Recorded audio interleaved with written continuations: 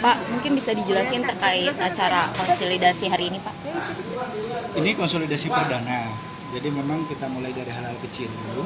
Kita undang teman-teman yang memang bergerak untuk Sudirman Said menuju DKI 1. Konsolidasi ini bukan yang pertama, jadi habis ini kita akan konsolidasi di kota-kota lain. Jadi habis dari Jakarta Timur ke Barat, kemudian Utara, Selatan, Timur dan Pusat. Nah, kita berharap bahwa konsolidasi ini bisa membangun struktur yang rapi sampai level RW. Jadi kalau level kota, level kecamatan, insya Allah kita sudah rampungkan. Tinggal kita akan turun ke level yang lebih rendah, kelurahan, kemudian ke desa.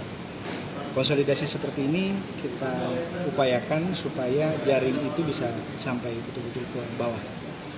Nah, Sudirman Said sebenarnya tidak begitu sulit untuk disosialisasikan. Hanya butuh diberitahukan ke masyarakat bahwa ini ada calon yang baik, punya integritas yang sangat tinggi, punya kemampuan manajerial yang sangat baik, dan sudah dibuktikan di mana-mana. Beliau jadi Dirut Pindad sangat baik, di Pertamina sangat baik, kemudian beliau mendirikan lembaga-lembaga yang kredibel, ya, terutama dalam pemberantasan korupsi, lembaga-lembaga anti korupsi. Kemudian beliau pernah menjadi Menteri SDM. Dan dalam perjalanan Pak Anies, beliau terus-menerus mendukung. Jadi saya kira kita menemukan sosok yang memang Jakarta butuhkan untuk ke depan dulu. Ya, Pak, boleh tahu nggak tantangan tersendiri untuk Pak Sudirman Said ini agar menjadi Gubernur DKI Jakarta kan, atau memang sudah ada kiat-kiat tersendiri dari relawan Anies? Tantangan pertama, beliau harus ketemu partai politik yang pas. Jadi komunikasi sekarang sudah terjalin dengan partai politik. Ya, kita berharap secepatnya ada keputusan supaya masyarakat tidak ragu bahwa Mas Dirman ini bisa diusung sebagai calon gubernur. Yang kedua, tantangan kita untuk memperkenalkan sosok Sudirman Said. Ya, tinggal mereview saja ke masyarakat siapa Sudirman Said sesungguhnya, supaya masyarakat bisa percaya bahwa Jakarta akan lebih baik di tangan Sudirman Said. Kemudian selanjutnya adalah kemampuan Mas Dirman untuk mengkonsolidasikan kekuatan, terutama kekuatan logistik. Jadi bukan sekedar untuk money politik sebenarnya, tapi karena kebutuhan logistik itu dibutuhkan, seperti saksi, kemudian sosialisasi dan sebagainya. Ini tentu saja dibutuhkan. Dan Mas Dirman saya kira punya kemampuan semua itu untuk bisa menjadi gubernur DKI 1. Pak, ini kan namanya relawan Anies untuk Sudirman Said. Apakah ini tadi kemarin sempat kita sudah mengubahnya menjadi relawan Sudirman Said. Oke, Jadi, berarti ini memang awalnya ini adalah relawan Anies Baswedan. Hampir semua kami ini bukan hampir, semua kami ini relawan Anies Baswedan. Tapi untuk Pilgub DKI kita akan, namanya masih kita pikirkan, tapi akan jadi relawan Sudirman Said. berarti bisa dikatakan tidak mendorong Pak Anies menjadi maju di Pilgub. Pak Anies kita dorong untuk jadi tokoh perubahan, jadi pemimpin perubahan nasional. Jadi kita tidak mau mendowngrade posisi Anies Baswedan itu yang sudah ada pada level yang sangat tinggi di level nasional, turun ke gubernur lagi. Ya, kita tidak maulah menurunkan itu. Dan yang kedua, kita tidak mau mengambil resiko menghancurkan gerakan perubahan. Kalau Mas Anies turun ke level gubernur, kemudian kalah di gubernur dengan berbagai cara, ya, maksudnya bisa saja dibuat kalah dengan berbagai cara, gerakan perubahan tamat, selesai. Jadi itulah kenapa kita mendorong Sudirman Said. Pak Anies tetap kita tempatkan di level yang tinggi sebagai pemimpin perubahan.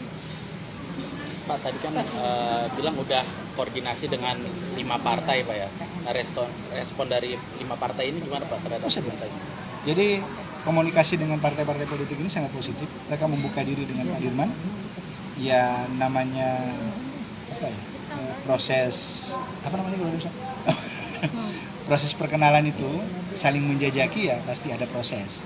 Dan waktunya kan masih cukup panjang sampai Agustus untuk pendaftaran.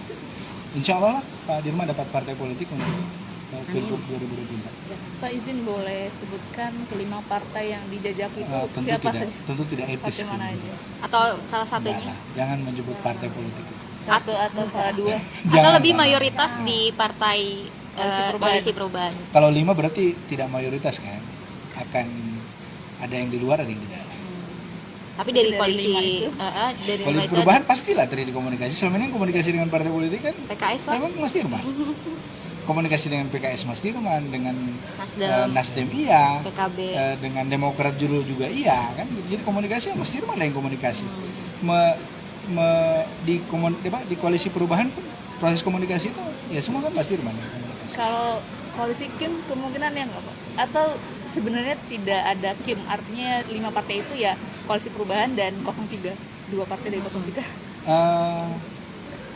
Atau masih Itu namanya dinamis? dibocorkan. Jangan dulu lah. Jangan. Enggak, tapi ada dari Kim nggak Pak? Komunikasi ada. Ada juga. Ya, cuman kan hasil akhir kita nggak tahu. Tapi komunikasi berjalan. Mas Dirman hampir semua partai dekat, termasuk Pak Prabowo dekat sama Mas Dirman. Jadi dalam proses pilpres mungkin mereka berhadapan, tapi komunikasi secara personal dengan Pak Prabowo tetap jalan. Mas Dirman kan pernah di Gerindra dan pernah diusung sama Gerindra di pilkada Jawa Tengah. Gerindra mengusung Mas Anies, Mas Dirman. Kemudian beliau pernah jadi caleg Gerindra. Jadi dengan Gerindra pun komunikasi bisa berjalan maksimal. Pak, tapi ketika berhadapan dengan partai Pak, nah Pak Sudirman Said ini inginnya jadi gubernur atau bisa Jadi jadi wakil. wakil atau gimana? Saya lihat kunciannya di gubernur atau tidak sama sekali. Oh. Jadi beliau memang fokusnya ke gubernur atau tidak sama sekali. Untuk Pak Sudirman sendiri sudah melirik ada wakilnya mungkin yang Sampai sekarang belum dibicarakan. sial. Jadi soal wakil sampai sekarang belum dibicarakan. Kalau kemarin itu independen, itu kan hanya datang tanya-tanya di Dari KPU ya. Jadi tidak begitu serius memang independen. Lagian tidak pernah ada proses di kami ini mengumpulkan KTP, tidak ada proses itu. Jadi memang daftar independen itu ya cuma menjajaki, cari tahu daftar independen itu seperti apa. Tapi sejauh ini memang update-nya baru 5 parpol saja Pak yang jajak komunikasi. Siapa tahu hari ini bertambah ya, kita tidak tahu. Karena hari ini saya belum ketemu Mas Dirman. WA iya, tapi ketemunya belum ketemu hari ini. Siapa tahu bertambah. Kan beliau kan hampir semua partai memang lebih mudah berkomunikasi. Bahkan dibanding Mas Anies, komunikasi beliau dengan partai lebih luas.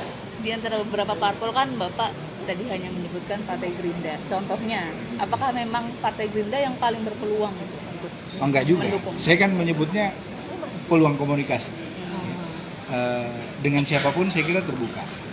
Coba partai apa yang tidak pernah komunikasi sama Mas Dirman? Semua jembatan komunikasi kan selalu Mas Dirman.